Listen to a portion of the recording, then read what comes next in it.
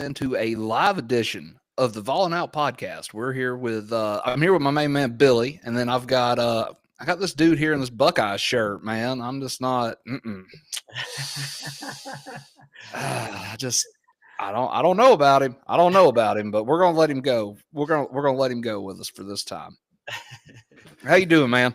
Hey, I'm doing great, man. Glad to bring a little Scarlet on the live today. I like it. Oh, buddy, I'll allow it this time just because I like you. Yeah. But it is what it. We've been looking forward to this one, man, for a hot minute. Billy, buddy, I know you're looking forward to it too. You're all kind of jacked up for this one. Most definitely, man. I mean, when I saw Jamie came on, I saw the shirt. I mean, it is Christmas, so I thought it was just a tacky Christmas sweater. So I just went along with it. Right. I mean, it could double for one, couldn't it? Yeah. Yep. Christmas spirit. I'll get y'all one. Y'all need to get in the Christmas spirit. I don't see no red on. We're all about the orange and white and whatnot, and that power tease. So, buddy, you've over the years you've had a lot to say. We have to. We've been waiting for this one though. How you feeling about this one? Man, if you ask me after the Michigan game, I wouldn't feel very good about it. But my confidence as I've become more invested in looking into it and watching and listening, I'm feeling good, man. I'm feeling I don't want to say very confident, but I'm feeling confident. I feel like that Michigan game was a very big wake up call, and I feel like I don't want to say it could end up being a good thing for them, but in a certain way it could be. They really realize, hey, we got to play to our strengths here and switch some things up. So, man, this is a big one though. As you know, this one means a lot to me. Living out here in Vol Country. Yeah, absolutely, man. It's one of those things. I think we've all kind of been, waiting for it, and it's going to be fun. It's going to be fun. Billy and I stay pretty confident on here. I know you watched the preview, so yeah. I did. I started to jump in a couple times, like I was in there with you. I'm like, well, wait a minute, and then I was like, oh wait, I'm not in there right now. So, but, right. Well, you're here now, so yeah, we'll talk some more. We'll talk some more about it. You said you did mention that you had a couple of disagreements with what we were saying. So let's. What were your disagreements? Your grievances there. The one that popped out to me the most is, y'all were comparing the defensive statistics, and they line up very closely to one another. But the one that got me the most was that the level of opponents was a little lopsided in a way. That one got me because I started breaking down some opponents for this year. I'm just talking this year, and it's not as lopsided as what you would think. We got to throw some jabs out there. It is Big Ten. I know. I got you. Yeah. Billy's played some Big Ten teams in his day. He knows. Yep. So, well, Billy played defensive line, and I'm going to let Billy handle this one. I think that's where, if you're a Vol fan, I think that's where you've got to say, okay, that's probably where the advantage is for Tennessee. I mean, yes. Those two teams. I mean, be honest with you. I mean, you got two teams that's defensively sounded. They don't give up big plays, and that's what's going to be the X factor of this game is who creates the big plays first. Because Ohio State, they normally are a big play team, but lately they haven't been doing the big plays. The Vols haven't had a big play really all season. And God, I hate for this to be the game that both teams shine on offense, and I don't want that to happen. I mean, I prefer Tennessee to be the first one that shines because Nico is due.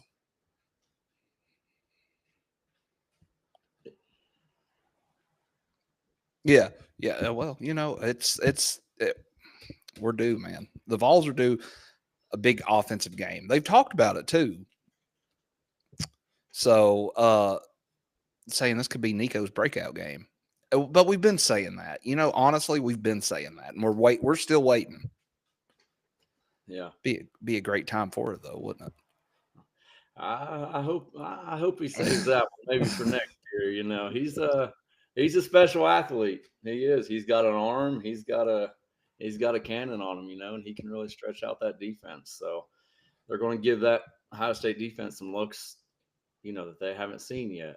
I was a little concerned with it going in, but listening to the defensive coordinator Jim Knowles talk about it, he seems very confident with. He said his defense, what he's been putting in, is designed for up-tempo offenses, and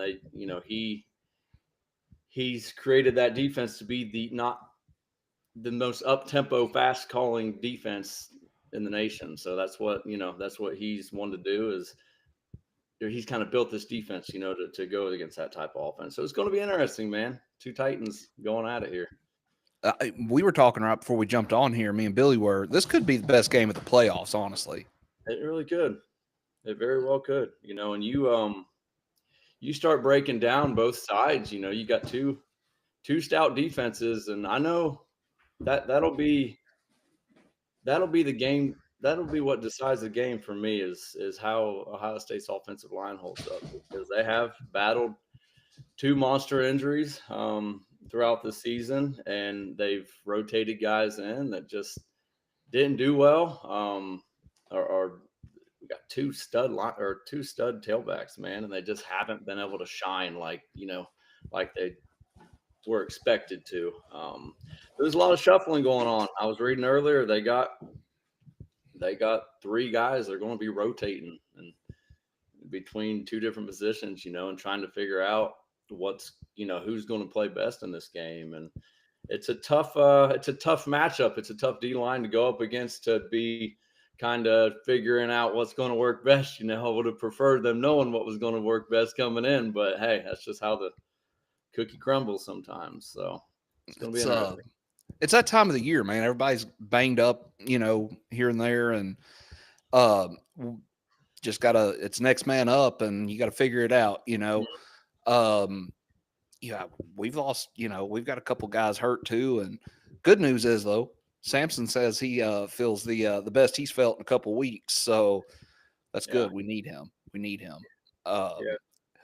I'll tell you what though, on offense though, what kind of sticks out to me is y'all have two really good wide receivers. Mm-hmm.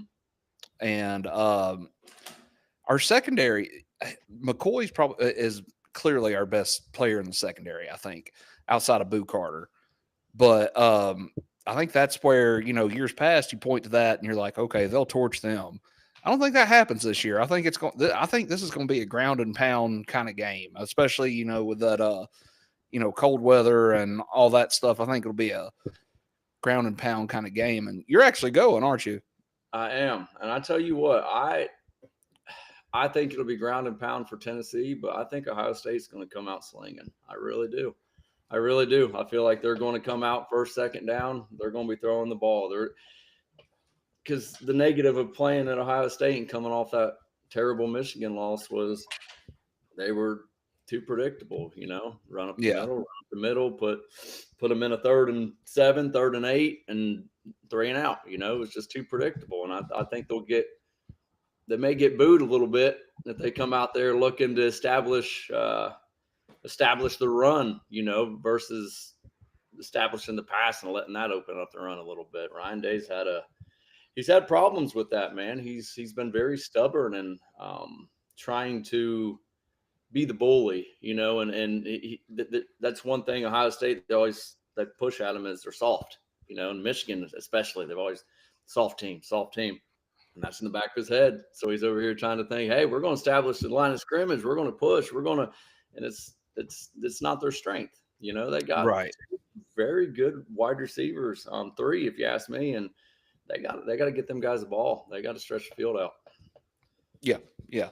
That's that'll end up coming into that'll be a thing. I mean, somebody's going to have to hit a couple deep balls eventually in the game to open it up.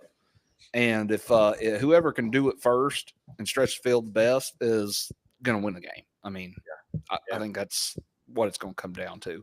Mm-hmm. that and honestly, I'm going to say it. I think Tennessee may have the advantage coaching wise, simply because Hype this year. This year it seems like he's made some. He's been able to make the right adjustments, especially defensively. That helps that Tim Banks knows what he's doing too. But you know, Ryan Day, I don't know, man. I don't know about him. You think he's getting canned if y'all lose this game? This one is a very good possibility if he lost this one. Now the AD has said differently, but I've also heard a lot of rumblings that Mike Vrabel's over here just waiting for that to happen. That's been a strong rumor out there. So if that happens, you got there's now what I wouldn't. It really hurts, man, to lose to Michigan. Was it 4 times in a row now? That's that hurts, man. But I think there can be such a fallout, when that happens, and you got to really weigh all the bad things that can come from it, versus the good things. So it's I wouldn't, but there's a lot of money involved, man. You start paying these guys that type of money, and you got kids coming in on NIL deals and stuff. When money talks, and when you ain't winning that Michigan game, it's a big deal to them people. It's a big deal to me, but some others, it's a very big deal. So. Well, and man, you guys aren't shy about it either. You're like, we got the best team money can buy. Yeah. And when you start throwing that out there, it gets a little people. You put the expectation on yourself. Yeah. I just, I guess we should have spent we could have spent a little more, maybe $8 million on our quarterback like y'all did, and we might be set up, Hey, eight here, 8 there, it's, it's passing them out like Oprah. Yeah, right. Passing the millions out, baby. You get $1 million. You get $1 million. Yeah, right. It sucks that times have come to this situation where one game costs you your job, and I personally don't think him losing this game will affect it. But like you said, I mean, the Michigan game, and then you go to the first playoff game and lose. It's a big deal. I mean, because that hurts a lot of things. You're talking about recruiting. Whoever wins this game, they're going to steal some recruits from a lot of schools. And of course, if Tennessee wins, we get, gosh, it's a big deal for the Vols. And right now, be honest with you, I think Ohio State have more to lose than Tennessee does. They do, because Tennessee is truly really is the underdog. No matter if they were ranked number 1 or whatever, Ohio State is still a higher standard right now than the Vols are. We're just getting back in the spotlight. Ohio State has been in the spotlight forever. They haven't been out of it yet. Yeah. But firing a coach like that, man, that was suck, because who do you replace him with? I know. It's tough. You gotta you gotta hit the home run if you're you gotta have that home run hire on deck, ready to put pen to paper if you're gonna do that. Exactly. You can't have no delay there, man. There's no searching the market. You got to have somebody that's walking in the door as he's walking out. So I mean, well, that's just like for years. It was Gruden. He's coming. And it was no. You can't. If what is it they say? If candy. Speaking of Christmas, if candy and nuts were whatever, we'd all have a Merry Christmas. No. That's not how that stuff works. Because and y'all know, Billy, Jamie, you live here. Vol fans just like firing coaches. I mean, we do. Yeah. And it's not whether it's justified or not. That one person always thinks they have that answer. It's like, well, just back the Brinks truck up to his house and make him tell you. In some cases, yeah, okay. You gotta shoot high, but you don't make that move unless you've got your guy already in the bag. Yes, and I called it when they got rid of my coach. When they let Coach Foreman go, they didn't have a plan in place, man. They went out and got just a hot coach that never really coached before. They went and got Coach Kiffin. First time ever been a head coach in the NFL. And when you get the can in the NFL, you can't be that good. Not that so. Like That's we true. didn't do anything to replace Coach Foreman. We didn't do nothing. Nothing. You replace, you're talking about a legendary coach, a coach that was over 85%. Yeah, yeah, How do you replace that with someone that's never done it?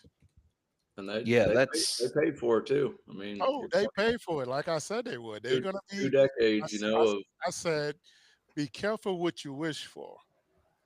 10, 11 wins in the SEC every year ain't easy. You're gonna miss that. mm-hmm, yep. You know, and I'm glad none of us are, but I feel like if you replaced all three of our shirts right now and hats with crimson, they'd be feeling that right now. With Saban being gone, they'd be feeling it. Yep. Mm-hmm.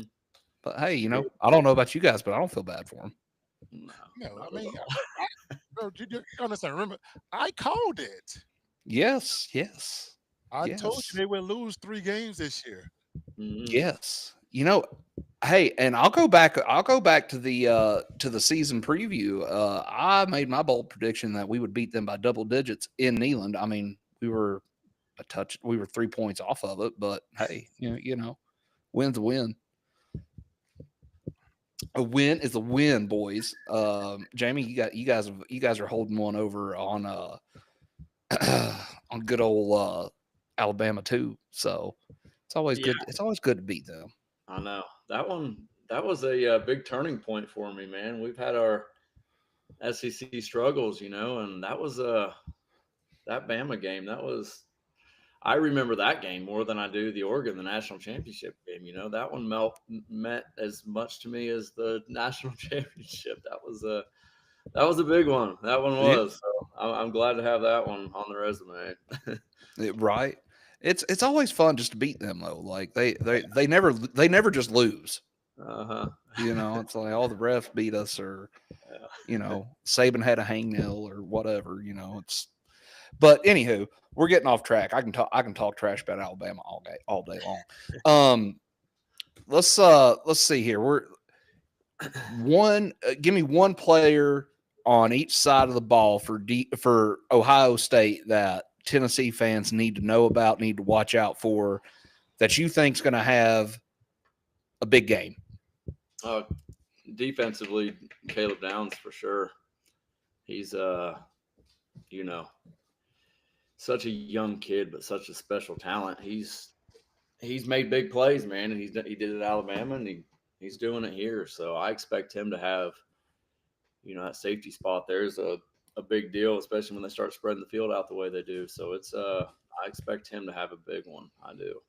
Offensively, I mean, you want to say Jeremiah Smith just because, the year he's had, it's kind of hard not to. But I think he'll be I think he'll get his numbers, he'll get his catches, but they'll use a guy like that as more of a decoy than they do throwing him the ball, to open up some other guys. So I would say him or Ibuka, one or the other. One of them's going to be getting loose, and I just feel like it's going to be more of a throwing game. I would be surprised if they don't throw at least 10 more passes than what they've been averaging through the year. So I think it's going to be a wide receiver for sure. Ibuka's tough, man. I like his game. He's tough. Yeah, he is. He is. Yeah, and Jeremiah Smith, he's an animal, man. There's been times where I think there's a lot of other teams that would just throw the ball up to him, let him go make a play, draw a PI, something. And Ohio State's not done that this year that much. Every time they do throw it up to him, though, man, the guy comes down with some highlight reel catch. And sometimes, man, you just got to trust the guys, let them go make a play. It's that's one spot on offense, and Billy and I, it's a theme on here. Every week we talk about the receivers not either dropping balls or just not doing anything. Like we've had for years. It's hard. Of course, it's hard to replace Hyatt, Cedric Tillman, guys that are in the NFL now. I mean, Hyatt don't see a lot of time, but I mean, he was good here. It's hard to replicate that when you don't have that kind of guy on offense. I think we've got the talent there. I don't know, man. Like we had Ramel Keaton. Ramel Keaton would make the hardest catch look simple and the simplest catch look impossible. Mm-hmm. It hit him in the hands and he just drop it. Squirrel, he's had a few drops this year. That have just been like, what are you doing, man? How do you not catch that? Yeah. I'm going to say for us, Billy, you tell me who you got too. The easy pick for Vol fans is Samson, but I'm not going that route. I'm going to say Bruce steps up and has a good game this week. Big game. Offensively, I'm going to have to go with Nico. It's time for him to shine. No more excuses for him being a young kid or redshirt freshman or anything like that. I don't believe in that stuff. Especially at the quarterback positions. These guys are the guys that go through the repetition thousands of times where they have to be perfect. And for what Nico has done all season, I would say he's underperformed this year. And I personally think it's time for him to step up. And I think I saw a comment over about Caleb Olivier saying that the Bucs will probably stop the box to stop Samson and Bishop. And I hope that happens because that gives it to us a little bit easier where our guys can, stretch the field. And I don't think that anybody done that to us all season because they did respect Nico's arm. And I know Ohio State won't do that because Ohio State, they're talented enough not to do that. When you have a front seven the way these guys have, you don't have to do that. Your D-line is supposed to help out with that, with some of the movements and stuff the D-line would do will help out with that. But Nico, he is going to have to be our X factor, I think, whether, getting the calls from the sideline or he does any checks or anything. But it's his time to shine like he did last year in the bowl game. Yeah. Last year, the game plan for him in the bowl game was kind of just, I don't feel like hype showed a whole lot with him last year. He didn't have to, though. Honestly, in that bowl game, he didn't have to. It was Iowa, it's like watching my buddies at the bar try to score, and they just couldn't do it. And you're right, because it was who did we play? Was it Iowa? It was Iowa. Yeah, we didn't play anybody, so it was like we was playing Vanderbilt. Yeah. He's had games this year, and now I will say this: his good games have been against not so great teams. NC State was at the time was supposed to be a good win, and he looked pretty good in that game. I will say this though: it seems like when we need him to make a big throw, he puts it on the money and it's there. Third down and intermediate, he's okay. He's okay if he's got squeezed in a tight window and he can put it on the receiver. Nico's got. I agree with that. It kind of ties into my guy. They've got those two. I think if Ohio State's going to try to take away the run, they should. And like you say, they're talented enough to not have to load up on us and try to put 8 in the box or whatever. They're talented enough to not have to do that. It's going to come down to who Nico can get the ball to and Nico being accurate. If he can do that, I like our chances. Defense though, man, I'm going to say I'm not going to go with a position group. I'm just going to, or with a guy, I'm going to go with a position group. Defensive line has got to eat this game. That's where Ohio State's banged up at. Yeah. If we're going to win that game, it's going to be done in the trenches. Yes, I agree. There's going to be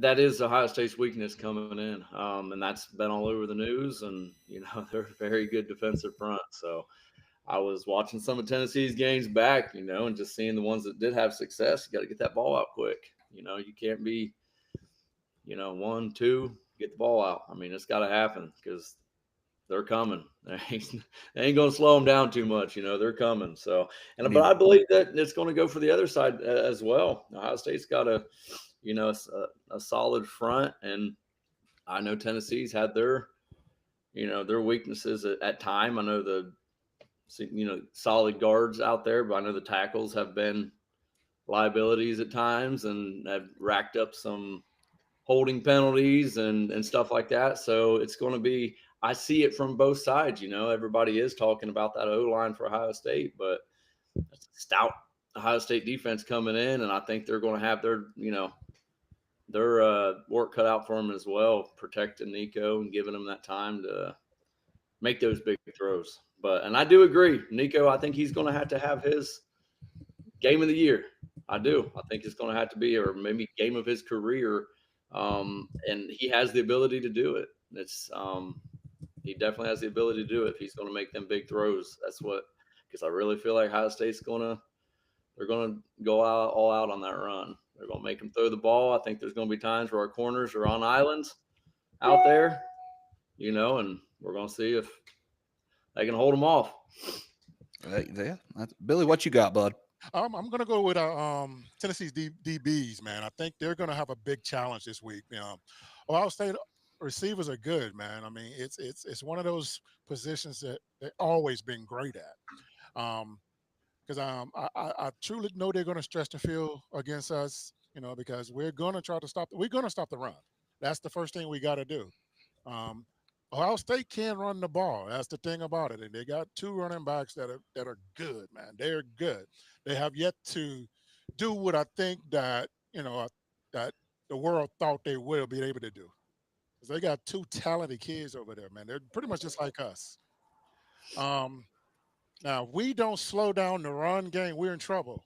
Just gonna be honest with you. As far as the offensive line for Ohio State, I don't think Ohio State's going to let us peel our ears back and go get the quarterback with the offensive line being banged up like that. I mean, I can see them doing a little bit of what we used to do, is hurry up offense. It's called beat them what they beat us with. And utilize what, a lot of teams have yet to do that against Tennessee's defense. And that can hurt you on a defense. And I said it myself when I saw it for the first time when Tennessee was doing it with Hooker. With my teammates, we was like, guys, there's no way I could have did that. I guess I'd be tired. I'm trying to come out the game, and the hurry up offense helps that. So I think if we could run the ball against Ohio State, this game is not going to be easy for Ohio State, and vice versa. Whoever stopped the run first will come out this game victorious. That's a good point, and I would agree with that. It's kind of like the old basketball adage: a team that presses don't like to get pressed, and I could see that. I could see that. Well, and you see it, and too, the hurry up offense. Don't matter who runs it. It kind of simplifies things. You're going at a faster pace, but it's also because you don't have to think as much about what you're doing. You've got a play, two, 3 plays, lined up on your call sheet that you've already called in, and it simplifies things a lot. I could the run game is going to decide this one, though. I would agree with that, especially knowing you guys know well, and like I say, in the trenches. I mean, I think that's what it's going to be, and I also agree with you saying, Billy, that we're going to have the secondary is going to have to step up. They are because I don't think we've seen 2 wide receivers this week like we've all year. I don't think we have 2 talented wide receivers with speed, good hands. I don't think we've seen it all year. We've seen one, for Georgia, one for, Alabama. We've not seen a duo like that. That's going to, we're going to have to take one away and just say, hey, this guy's going to get his regardless. We've got to shut down the other one.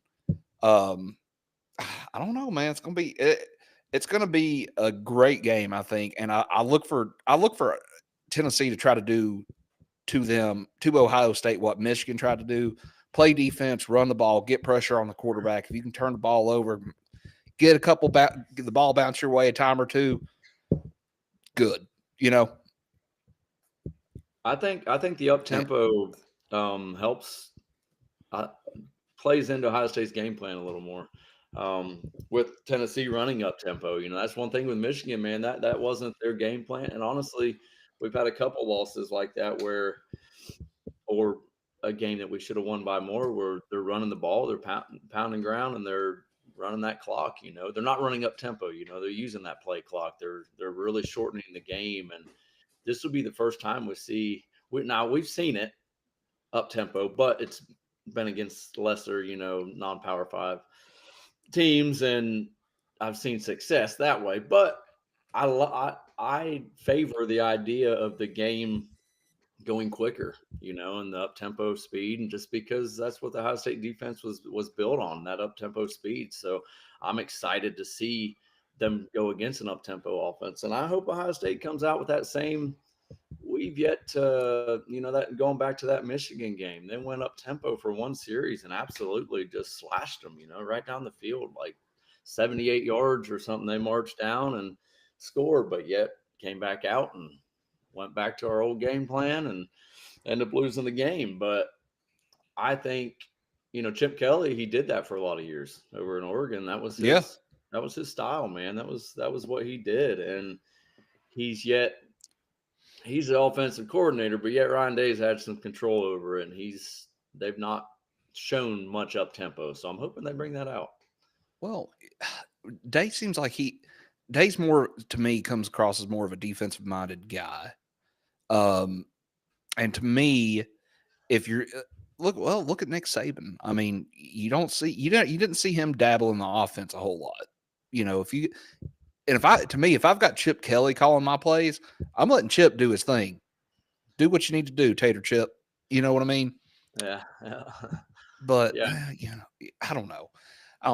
It's gonna be fun either way.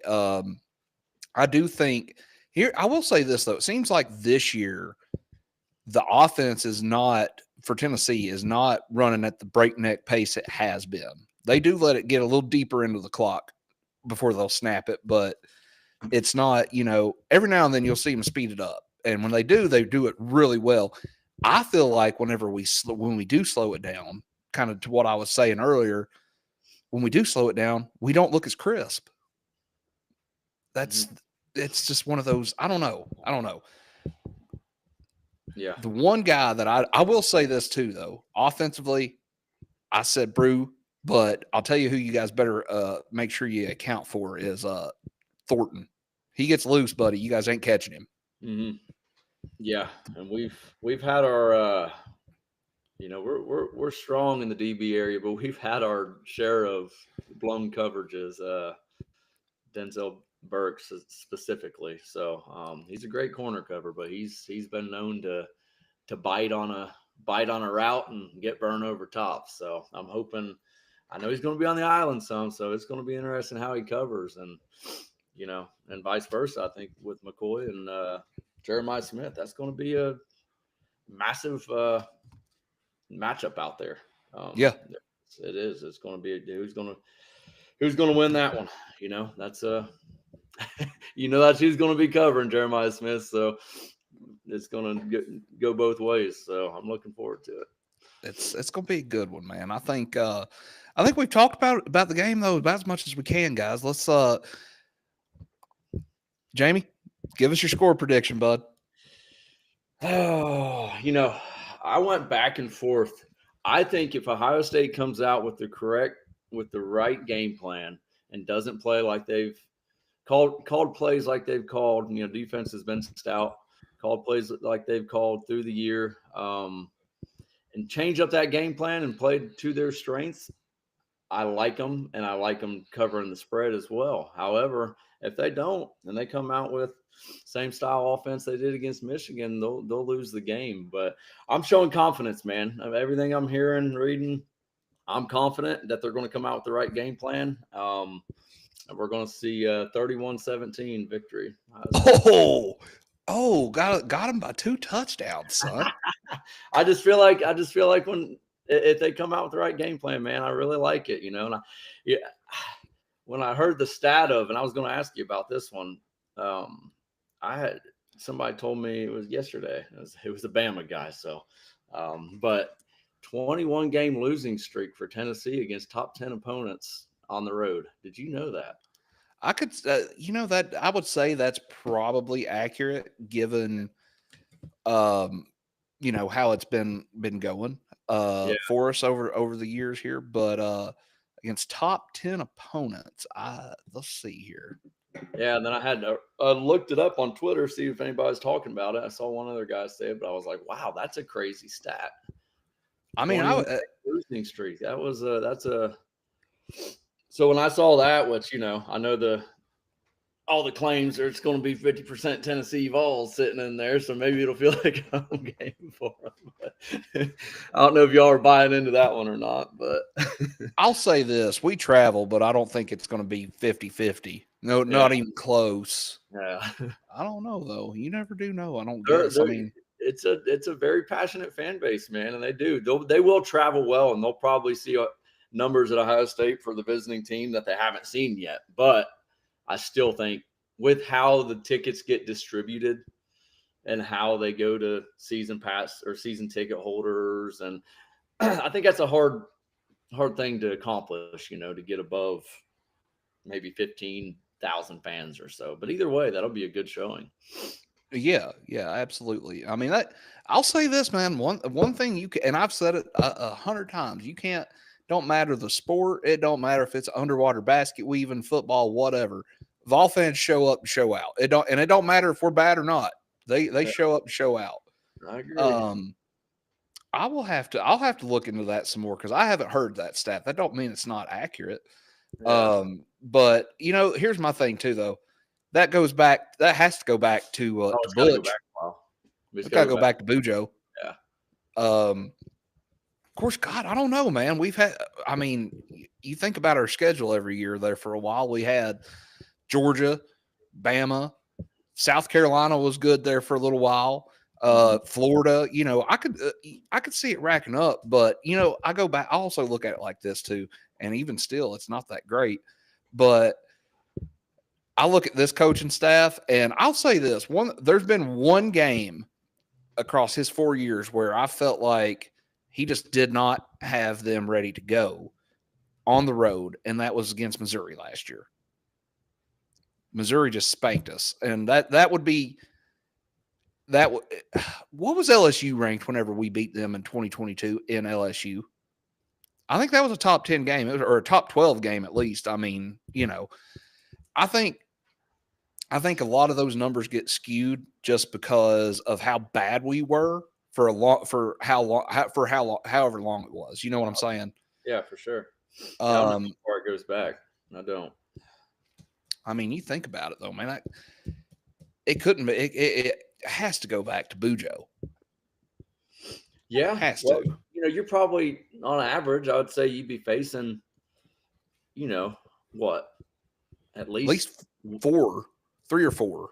But on the road, though, you're probably never right. 2 or something a year at most. 2, yeah. That would have to. Still looking at 10 years, with just at 2, So yeah, and there's probably years you only had 1 on the road, or I don't know. I feel like that stats like that to me, they matter. I'm not going to say they don't, but they can be cherry picked. And you can cherry pick what you want to. Of course, Alabama fans like to cherry pick anyway because they cherry pick all their national championships. They're fake. Yeah. Not all of them, but some of them are. And I'm not big on going back in history because, man, every team's different. We got the NIL going on. We got transfers coming in. It's hard to go back and compare teams that were playing 10 years ago. It's not the same team. It ain't the same coaching staff. It ain't the same kids, they're coming from all over the country. They're transferring in. They're getting, it's a different day, man. You just can't compare those things. So I don't like that stat. And really that's one that gets thrown up to me a lot is Ohio State's record against SEC teams and stuff. And it's like, yeah, you can go back to the 90s and all that, but but I can't. That's tough. You can't compare them teams. You're talking about kids that weren't even born yet. All them games. Yeah. Well, that's where I was going. Billy and I have had that conversation too. I mean, I went back for the Arkansas game this year. Actually, I went back and was like, Arkansas historically has given Tennessee trouble, and Billy's argument was exactly that. And I mean, that game played out not how we wanted it to, obviously, but. There's just that kind of goes to that's a whole other discussion where there's just certain teams that give certain programs fits. You know, I mean, Arkansas is one of them for us. That's it. I mean, they just always have. You know, Billy had the stumble fumble in '98. That was a game. That was a wild game. Every time we play them, man, it's just wow. Mm-hmm. You know, we were talking in the preview, man. We've only Tennessee and Ohio State, which is crazy to me that we've only played one time.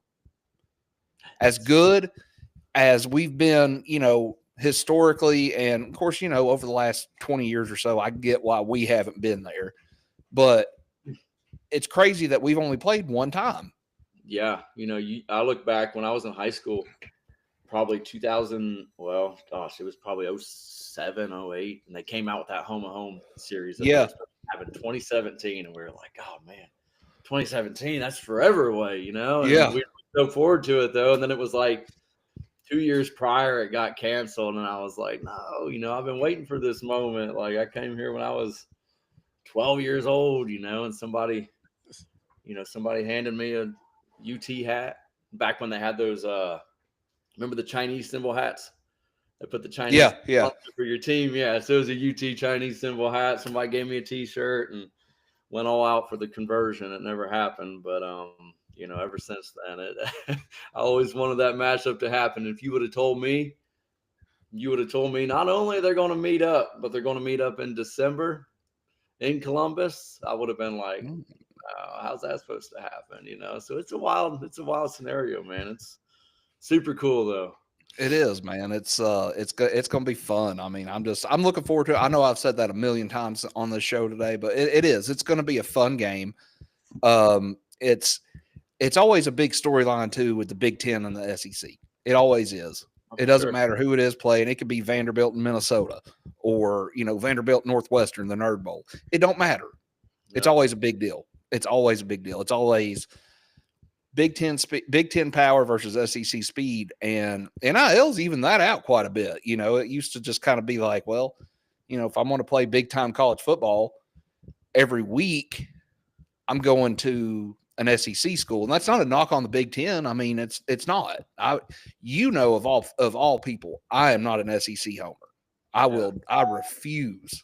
Like I'll see people, oh, we'll keep the trophy in the SEC. Hell no, don't keep the trophy in the SEC if it's going to Athens or Tuscaloosa. Let it go somewhere else. You gotta have a screw those guys mentality. You know, you can't.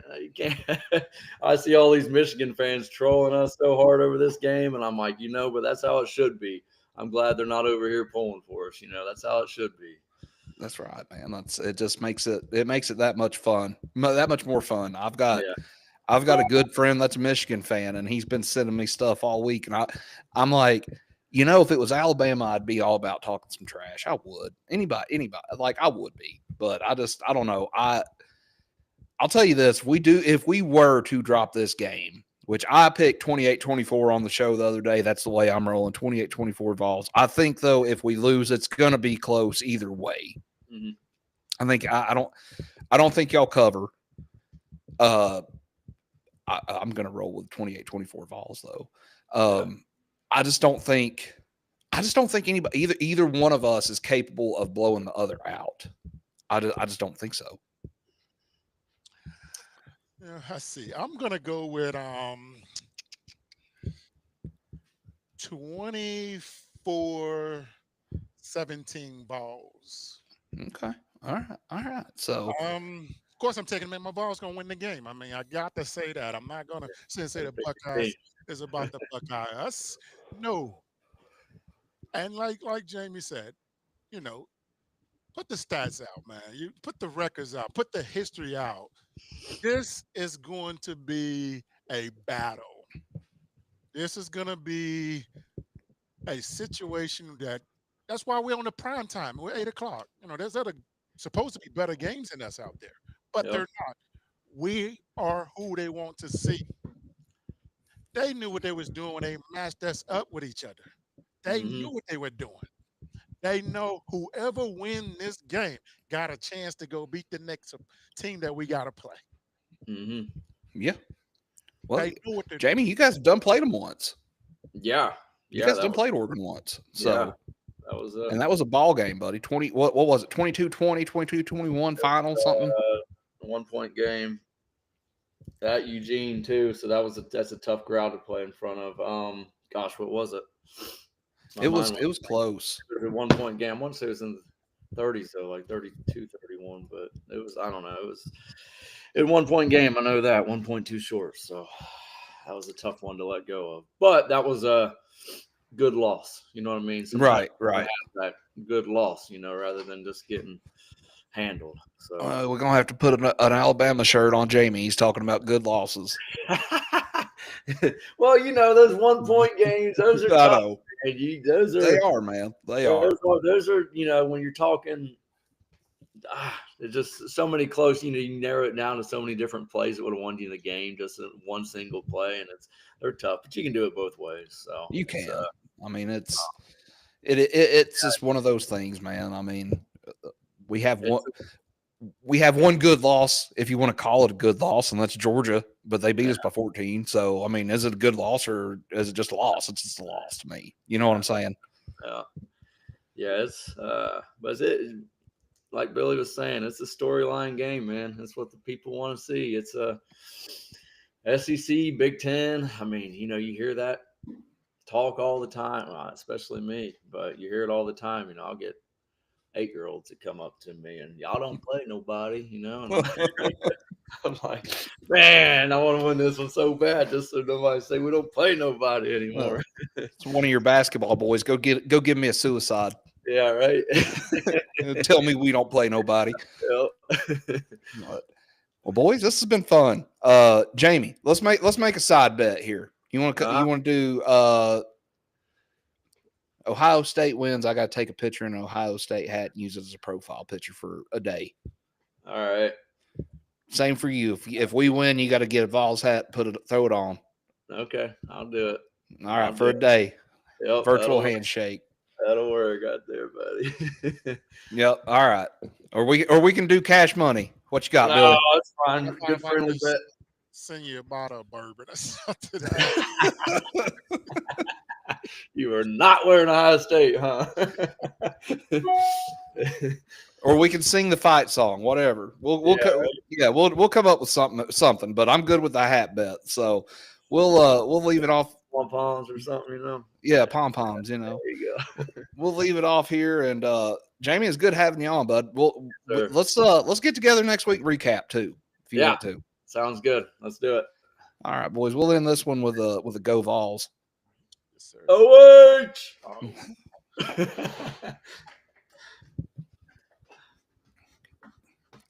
All right, boys. That was fun.